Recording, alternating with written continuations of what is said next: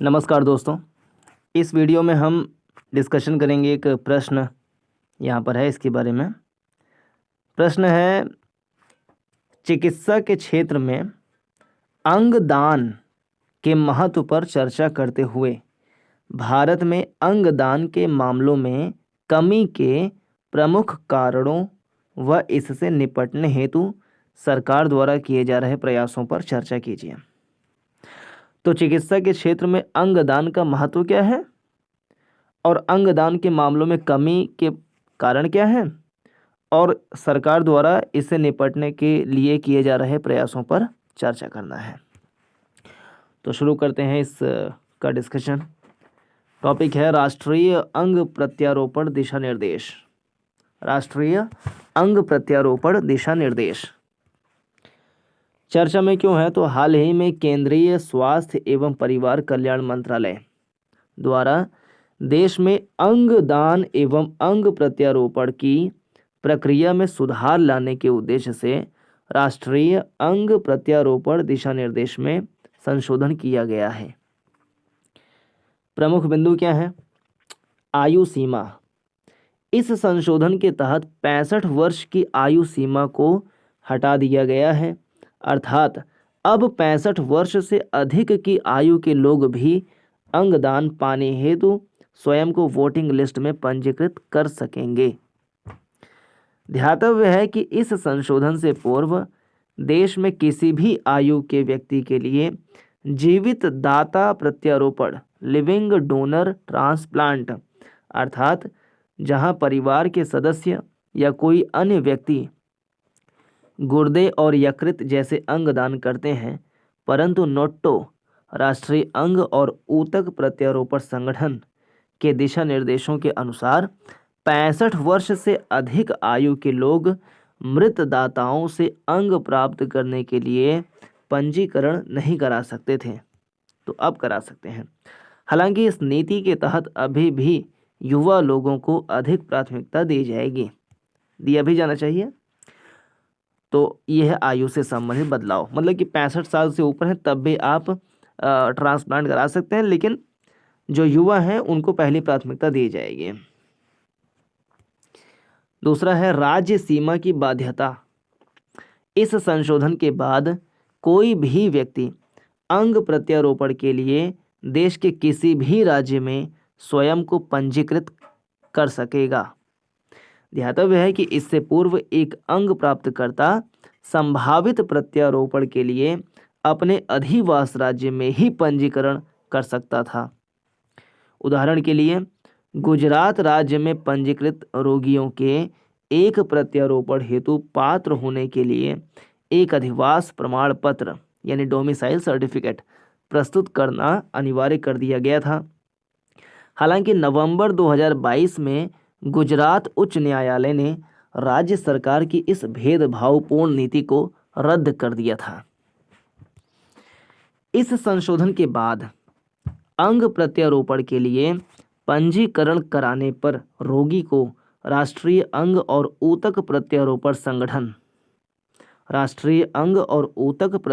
संगठन नोटो द्वारा एक विशिष्ट आईडी आवंटित की जाएगी, जो कि रोगी द्वारा अलग अलग राज्यों में कई अस्पतालों को बदलने के बाद भी सभी स्थानों पर स्वीकार्य होगी।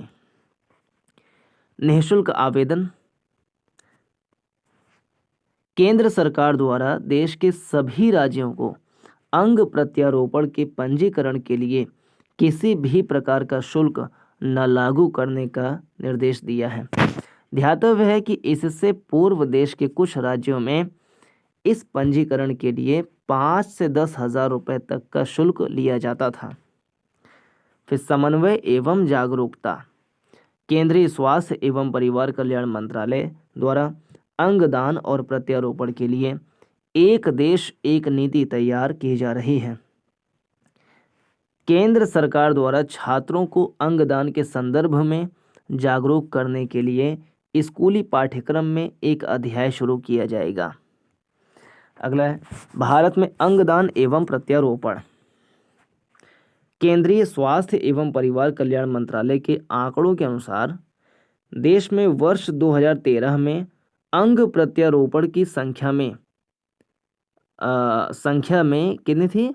5,000 थी, जो वर्ष 2022 में बढ़कर 15,000 3 गुना हो गई है। तो केंद्रीय स्वास्थ्य एवं परिवार कल्याण मंत्रालय के आंकड़ों के अनुसार देश में वर्ष 2013 में 5,000 और 2022 में 15,000 हो गई है। क्या हो गई है? भारत में अंगदान एवं प्रत्यारोपण की संख्या 5,000 थी 2013 में और 15,000 हो गई है 2022 में। वर्ष 2022 में हुए कुल 15,500 प्रत्यारोपणों में से 82% जीवित दाताओं से संबंधित थे, जबकि 18% शवों से प्रत्यारोपित किए गए थे। इन 15,500 अंग प्रत्यारोपणों में से 11,500 तक गुर्दे के लिए हैं, 766 यकृत, 250 हृदय, 138 फेफड़े, 24 अग्नाशय एवं 3 छोटी आंत के प्रत्यारोपण से जुड़े थे। तो सबसे ज़्यादा जो है उसमें से गुर्दा है, फिर यकृत है, फिर हृदय है, फिर फेफड़ा। गुर्दा, यकृत, हृदय, फेफड़ा। गुर्दा माने किडनी, लीवर, हार्ट, लंग्स। अंग प्रत्यारोपण हेतु कानूनी प्रावधान।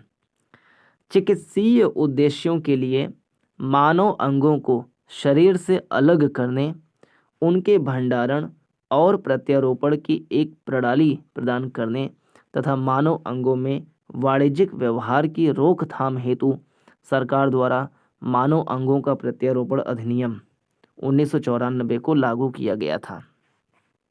चुनौतियां क्या हैं? मांग बनाम आपूर्ति की चुनौती है। वर्तमान में देश में अंग प्रत्यारोपण हेतु आवेदन करने वाले लोगों की तुलना में अंग दान करने वाले लोगों की संख्या बहुत ही कम है। एक अनुमान के अनुसार देश में प्रतिवर्ष लगभग 1.5 से 2 लाख लोगों को गुर्दे के प्रत्यारोपण की आवश्यकता होती है, जबकि वर्ष 2022 में केवल 10,000 लोग ही प्रत्यारोपण के अंग प्राप्त कर सके। इसी प्रकार वर्ष में लगभग 80,000 लोगों को लीवर ट्रांसप्लांट की आवश्यकता होती है, जबकि वर्ष 2022 में केवल 3,000 लोगों को यह सुविधा प्राप्त हो सकी। क्षमता का अभाव। वर्तमान में देश में अंग प्रत्यारोपण की सुविधा प्रदान करने वाले चिकित्सालयों के साथ विशेषज्ञ चिकित्सकों की कमी एक बड़ी चुनौती है। अगला, जागरूकता का अभाव। देश में प्रत्यारोपण या चिकित्सकीय शोध के लिए अंगदान करने के संदर्भ में लोगों में जागरूकता के अभाव दानकर्ताओं की कमी का एक बड़ा कारण है। आपराधिक गतिविधियां। मानवीय अंगों की चोरी एवं तस्करी के मामले न सिर्फ मानव जीवन की क्षति का कारण बनते हैं, बल्कि ये लोगों में व्याप्त भय को और बढ़ाते हैं। आगे की राह। अंगदान की कमी को दूर करने हेतु लोगों में जागरूकता बढ़ाने के साथ अंगदान एवं प्रत्यारोपण की प्रक्रिया में व्यापक पारदर्शिता लाने की आवश्यकता है। इसके साथ ही ब्रेन डेड से जुड़े मामलों में आवश्यक प्रमाणन के साथ दान किए गए अंगों के सुरक्षित भंडारण एवं परिवहन हेतु आवश्यक अवसंरचना का विकास किया जाना बहुत ही आवश्यक है। इसके साथ ही छोटे शहरों या ग्रामीण क्षेत्रों में रह रहे लोगों तक अंगदान करने एवं वहनीय लागत पर प्रत्यारोपण की सुविधा उपलब्ध कराने के लिए सार्वजनिक अस्पतालों को प्रत्यारोपण हेतु बुनियादी ढांचा क्षमता को मजबूत किया जाना चाहिए। तो ये रहा इस वीडियो का डिस्कशन। पूरा देखने के लिए धन्यवाद। नमस्कार, जय हिंद।